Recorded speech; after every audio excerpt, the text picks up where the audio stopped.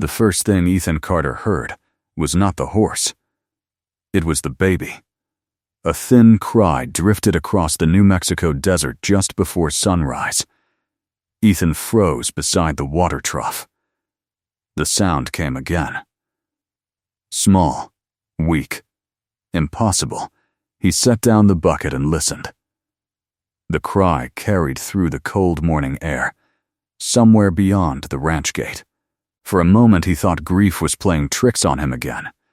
The desert could do that. It could pull old memories from places a man had buried years ago. But then, the cry came a third time. Real, alive, Ethan walked toward the gate. Slowly, carefully, the eastern sky glowed pale gold behind the hills. Dust rolled across the road, and standing beside the fence was a young Apache woman holding a blanket against her chest. She looked exhausted. Her boots were cracked. Her dark hair hung loose around her shoulders. Dust covered her skirt and sleeves. Yet she stood perfectly still, as if she had spent her entire life preparing for difficult moments. The baby cried again. Ethan stopped several feet away. Neither spoke. The silence stretched between them. Then the young woman lifted her eyes.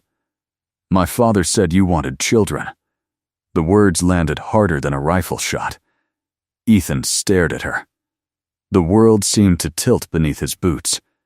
Nobody knew that dream. Nobody except one man. A man he had not seen in more than a decade. "Ayana," the woman said quietly. "My father was Charlie Running Horse." Ethan felt his chest tighten. Charlie, the memory returned instantly.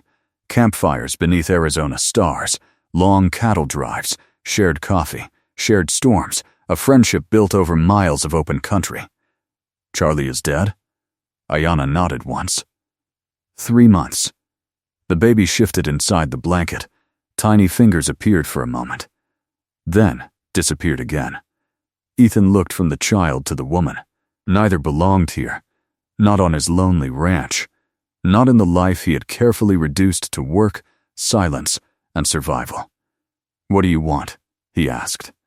Ayana reached into a worn leather satchel. She removed a folded letter. "My father wanted you to read this." Ethan hesitated before taking it. The paper felt old, travel-worn. Important, he opened it slowly. The handwriting was unmistakable. "Friend, if my daughter is standing before you, then I am gone. She will tell you she needs work. That is true. She will tell you she can survive alone. That is also true. But there is something she will not say. She has spent her whole life taking care of others. Now she carries a burden that should not belong to one person. Give her a season. Nothing more. Nothing less. You once told me you wished for children. I remember because you said it while staring into a fire and pretending it did not matter. Maybe life still remembers. Maybe it doesn't. Either way, help her for me." "Charlie," Ethan folded the letter. The baby stirred again. He finally looked closer. The child could not have been more than a few months old. Wrapped carefully. Protected despite the hard journey. "Whose baby?" Ethan asked. Ayana lowered her eyes briefly. "My brother's son." The answer carried weight, more than the words themselves. Ethan noticed it immediately. "What happened?" A long pause. Then she spoke. "Raiders attacked our camp near the mountains." Her voice remained steady. "My brother and his wife didn't survive." The morning wind moved through the grass. The baby made a soft sound and settled again. Ayana adjusted the blanket gently. The movement revealed exhaustion hidden beneath determination. She had traveled far, probably alone, and somehow kept the child alive. Ethan hated that he admired that. Admiration led to attachment. Attachment led to loss. He knew that better than anyone. There had once been another woman standing in his yard. Margaret, golden hair, bright eyes, plans for a future. Then fever swept through the valley. Everything disappeared. Since then, Ethan had learned a simple rule: never build a future. The future always found a way to leave. "I can't help you." The words came automatically, like a reflex. Ayana studied him quietly. "My father said you would say that." Ethan almost frowned. "Did he?" "He also said stubborn men often need time to hear their own hearts." Ethan laughed once, a short sound without humor. "Your father talked too much." "No." A faint smile touched her face. "He talked exactly enough." The baby began crying again. Louder this time. Hungry, tired, cold, Ayana immediately rocked him. The movement looked practiced, natural, protective. Ethan watched the child slowly settle. Something uncomfortable stirred inside him. Something old. Something he had spent 7 years burying. He looked away. Toward the ranch house. Toward the empty rooms. Toward the silence waiting inside. The same silence that greeted him every morning. The same silence that followed him every night. For years, he had believed that silence protected him. Now, standing beside the gate, it suddenly felt different. Not protective, just empty. A hawk circled high overhead. The sun climbed higher. Neither moved. Finally, Ethan exhaled. There is a spare room. Ayana remained silent. There is work. Still silence, and the baby will need proper food. The young woman blinked, just once, as if she had not expected those words. Ethan immediately regretted saying them. But it was too late now. He pushed open the gate. The hinges groaned softly. Ayana stepped forward. The baby slept against her shoulder. Neither thanked him. Neither needed to. As they walked toward the ranch house, Ethan noticed something strange. For the first time in years, the old place no longer looked abandoned, and that frightened him more than anything. The first week passed without comfort, not because Ayana caused trouble, because Ethan did not know what to do with company. For 7 years, every sound inside the ranch house had belonged to him. Every chair, every plate, every footstep. Now there was another pair of boots crossing the floor before sunrise, and sometimes, in the middle of the night, a baby's cry drifted through the walls. Each sound unsettled him. Each sound reminded him the silence was gone. Yet he never asked them to leave. Ayana worked harder than anyone Ethan had ever hired. Before dawn, she fed chickens. After sunrise, she repaired fence posts. By afternoon, she helped in the fields. And somehow she still found time to care for the child. Ethan noticed everything. The way she carried the baby while gathering firewood. The way she hummed softly when the child could not sleep. The way exhaustion pulled at her shoulders when she thought nobody was looking. One evening, Ethan stepped into the barn and found her asleep on a hay bale. The baby rested against her chest.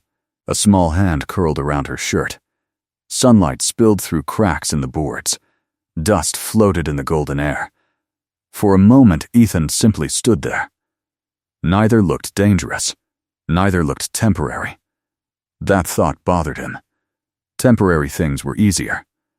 Temporary things did not reach inside a man and rearrange pieces he had buried. He quietly turned and walked away. That night a storm rolled out of the mountains. Thunder shook the valley. Wind slammed against the ranch house. Rain hammered the roof. The baby woke screaming. Ethan sat awake in his room listening. The cries continued. Minutes passed. Then more. Finally he stepped into the hallway. A faint lantern glowed beneath Ayana's door. He knocked once. No answer. He opened the door slightly. Ayana sat in a chair beside the bed. The baby burned with fever. Even from across the room, Ethan could see it. The child's face was flushed, his breathing uneven. Ayana looked up. For the first time since arriving, uncertainty showed in her eyes. He won't stop shaking. Ethan crossed the room immediately. Years disappeared. Memories returned. Memories he hated. Margaret lying in bed, doctors shaking their heads, promises that turned into funerals. The old wound opened without warning. He touched the baby's forehead. Too hot. Much too hot. We need Dr. Whitaker. The town is 12 miles away. I know. The storm, I know. Ethan was already reaching for his coat. The rain struck his face like thrown gravel as he ran outside. Lightning split the sky. His horse shifted nervously. Ethan climbed into the saddle, then rode straight into the darkness. The storm lasted nearly all night. By dawn, he returned with the doctor. Mud-covered horse and rider. His clothes were soaked. His hands bled where rains had rubbed raw skin. But he never mentioned it. Dr. Whitaker examined the child carefully, then smiled. Bad fever. A pause.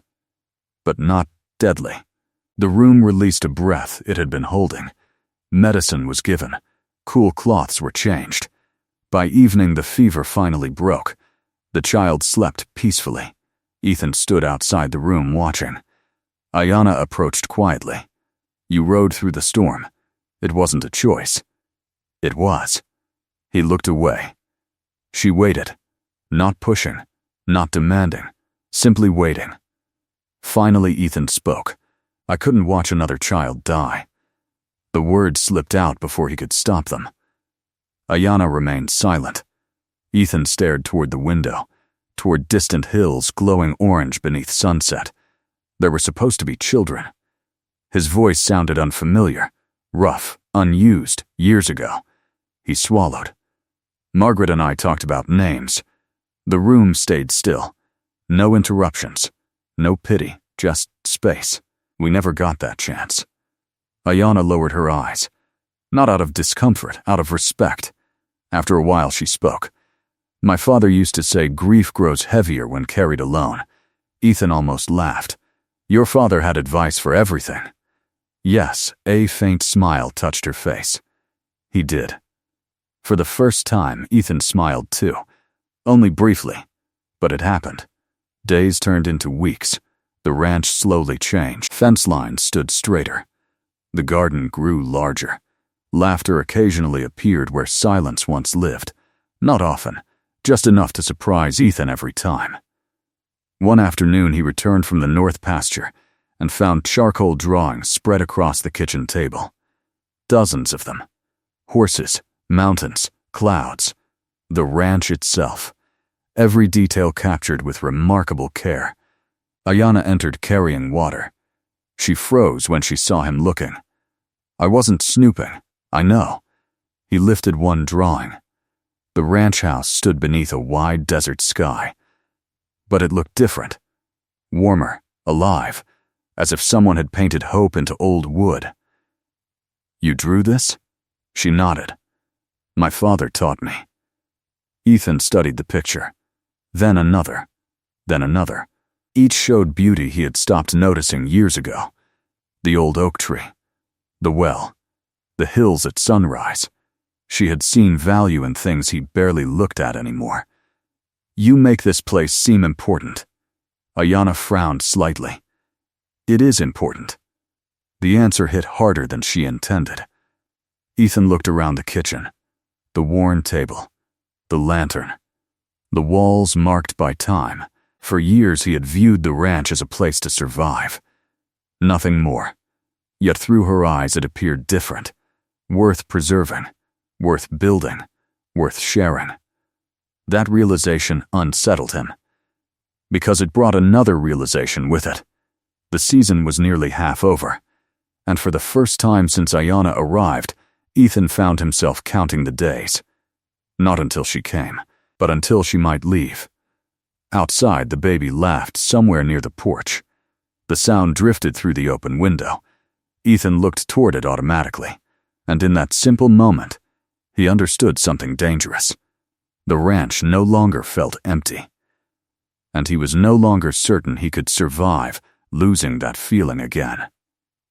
Wait, before we move on, what do you think about the story so far? Drop your thoughts in the comments, I'm really curious to know. The trouble arrived on a Thursday morning. Ethan saw the riders before they reached the ranch. 3 men, moving slowly. Confidently, the kind of confidence that came from believing nobody would challenge them. Ayana was hanging laundry near the well. The baby played in the shade beside her. She noticed the riders too, and immediately stopped smiling. Ethan saw the change. That alone told him enough.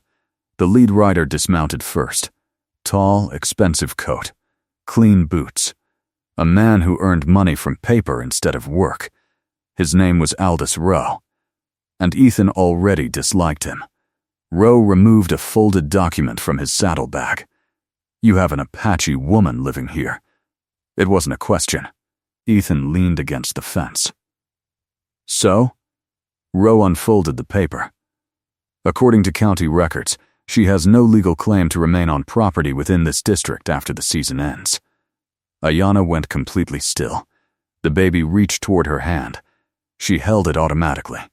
Rowe continued. "She can leave voluntarily." A pause.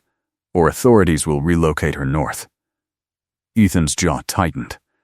He looked toward Ayana. She wasn't surprised. That hurt more than anything. "You knew about this." Ayana lowered her eyes. "Yes, how long?"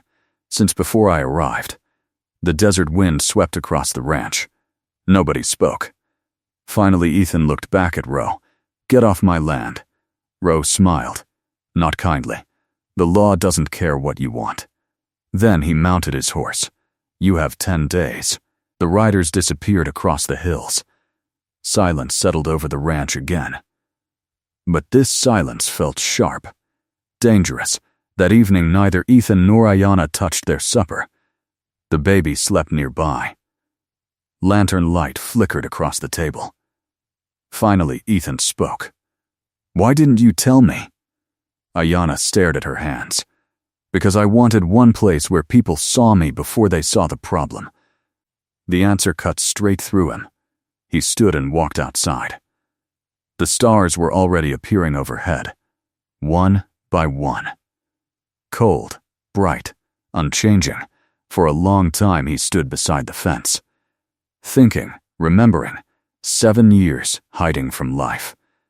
7 years pretending survival was enough.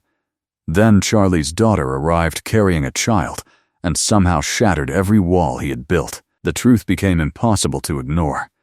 He wasn't afraid of losing peace. He was afraid of losing them. The realization landed with frightening clarity. The next morning, Ethan rode to town. Dust followed behind his horse for miles. He went straight to the county office. The clerk listened carefully, then opened a large record book. There are 2 ways. Ethan waited. A formal employment contract. The clerk hesitated. Or marriage. The word hung in the room. Ethan looked out the window. People crossed the street below. Ordinary lives. Ordinary choices. Nothing about this felt ordinary. By the time he reached the ranch that evening, the sun was sinking behind the hills. Golden light covered the land.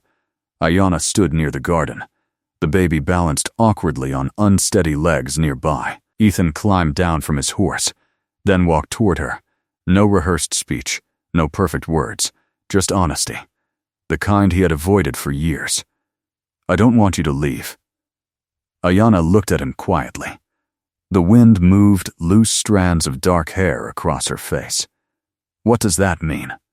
Ethan took a breath. "It means this ranch changed when you arrived." A pause. "It means every room feels different." Another pause. "It means when that baby laughs, I listen for it." Ayana's eyes never left his. Ethan continued. "It means I've spent years pretending I didn't need anyone." His voice lowered. "And I'm tired of pretending." The desert seemed to hold its breath. Even the wind slowed. Ayana looked toward the child, then back at Ethan. "I came here for 1 season. I know. My father believed this might happen. I know." A small smile appeared. "So did I." Ethan blinked. For a moment neither moved. Then the baby stumbled through the grass and nearly fell. Both reached for him at exactly the same time. Their hands touched. Neither pulled away. The child laughed. A bright sound. Simple, pure, the kind that changes everything. 3 days later, Roe returned, this time with 2 deputies. The riders stopped at the gate. Roe wore the same confident smile, until Ethan handed him a document. Roe unfolded it. Read it. Then read it again. His expression changed. Slowly, completely, the county seal sat clearly at the bottom. Official, legal, final. Roe lowered the paper. "What is this?" Ethan answered calmly. "A marriage certificate." Behind him, Ayana stood on the porch holding the child. The afternoon sun painted gold across her shoulders. The deputies exchanged glances. Roe looked furious. But fury could not change facts. Not this time. Without another word, he turned his horse and rode away. The others followed. The dust settled. The threat disappeared with it. Weeks passed. Then months. Spring arrived. Green spread across the valley. The garden flourished. The fence stood strong. The ranch felt alive. One morning, Ayana found Ethan at the well. The same place where everything had started. The same place where Charlie's letter had changed 2 lives. She walked toward him slowly. A strange look rested on her face. Ethan noticed immediately. "What is it?" Ayana took his hand, then placed it gently against her stomach. The world seemed to stop. No wind. No sound. Nothing. "My father said you wanted children." Her voice barely rose above a whisper. Ethan stared at her, unable to speak, unable to move. Then she smiled. "And maybe now we do." The bucket slipped from Ethan's hand. Water splashed across the stone.